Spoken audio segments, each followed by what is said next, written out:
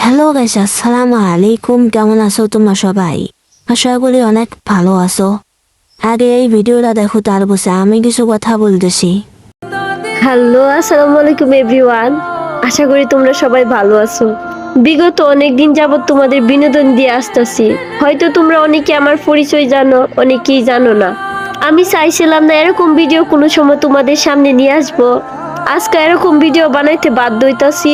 বিগত 9 মাস ধরেই আমি অনলাইনে আসছি। এক কথাই বলতে পারো আমি নতুন ক্রিয়েটার।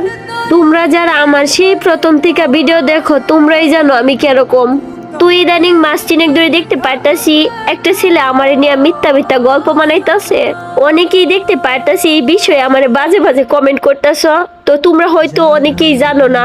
তো আজকে তোমাদের সব ক্লিয়ার করার জন্য আমি এই ভিডিওটা বানাইতাছি। যেই ছেলে বাজে বাজে গল্প বানাইয়া তোমাদের মাঝে আমাকে উপস্থাপন করতেছে, তার পরিচয়টা কি তোমরা জানবা? তোমরা কি জানবা? আমি তো নিজেই জানি না। তো আজ থেকে 2-2.5 মাস আগে আমি আমার 2 বাইরে নিয়ে লাইভ করতেছিলাম, টিম কোড সারছিলাম। তারপর এই ছেলেটা আমার সাথে অ্যাড হয়েছিল। তো সেই লাইভের মধ্যে আমরা একটা ম্যাচ খেলছিলাম, বিয়ার ম্যাচ। আর তোমরা তো জানো আমি অনেক দুষ্টুমি করি আর ফানি ফানি কথা বলি। তো বরাবরের মতো সেই দিন আমরাও ফানি ফানি কথা বলছি আর দুষ্টুমি করছিলাম। আর সেই গেম প্লেটা ওই ফুলা স্ক্রিন রেকর্ড করে রাখছিল। হয়তো তার উদ্দেশ্যই ছিল এরকম আমারে নিয়ে মিথ্যা গল্প বানাইবো। আর তোমরা যারা যারা ওই ছেলের পক্ষ নিয়ে কথা বলতাছ, আগে সত্যটা যাচাই কইরা তারপরে এরকম কুটুক্তিকর কমেন্ট করবা। আর শুনো ভাইয়েরা, আমি না তোমাদের মতো বাফের হোটেলও খাই না। কারণ আমার বাফের হোটেল নাই, ভাইয়ের হোটেলও খাই, ঠিক আছে?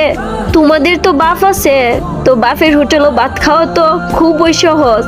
একবার বাপ মরলে ভাইয়ের হোটেলও ভাত খাইতে যাইও, দেখো কতটা কষ্ট। বাবা ছাড়া এতিম মাইয়া আমি। আমার নামে যেন মিথ্যা গল্প বানাইছো, আল্লাহ ছাড় দে, কোনো সময় সাইডে দিত না। সামান্য বিয়ের লাগিয়া একটা মানুষের এত বাজে বানানো কি দরকার ছিল?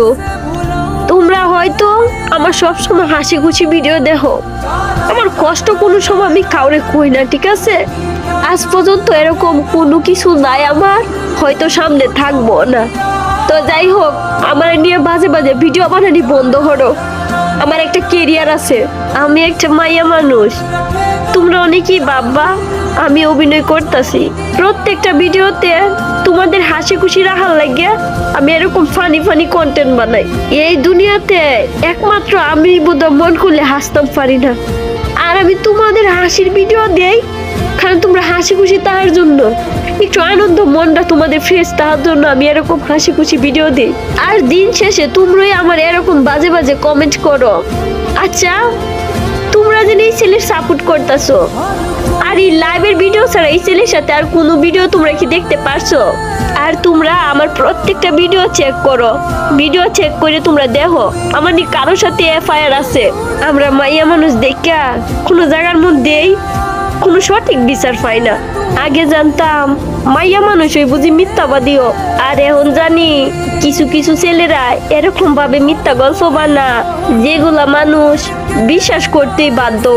তো আপনাদের উদ্দেশ্যে আমার একটা কথা, দয়া করে কেউ বাজে বাজে কমেন্ট করবেন না। যদি আমার ভিডিও ভালো না লাগে আমার আনফলো করে দেন। আমারে ভুল বোঝার মতো কোনো অডিয়েন্সের আমার দরকার নাই। যারা ওই প্রথম থেকে আমারে চিনেন তারা থাকলেই আমার চলবো, আর তারাই জানে আমি কিরকম। আর একমাত্র আমার সৃষ্টিকর্তা আমার আল্লাহ জানে আমি কিরকম। শুনছিলাম বইয়ের পাতায় মানুষ নাকি সৃষ্টির শ্রেষ্ঠ সেরা জীব, আর এখন দেখি সেই মানুষই সৃষ্টির শ্রেষ্ঠ নিকৃষ্ট জীব। তো যাই হোক, সবার উদ্দেশ্যে আমার একটা কথা, আমারে কেউ ভুল বুঝেন না। আমি একটা সাধারণ গ্রামের মাইয়া, আমি আপনাদের ভালোবাসা নিয়েই বাঁচতে চাই, কোনো ঘৃণা না।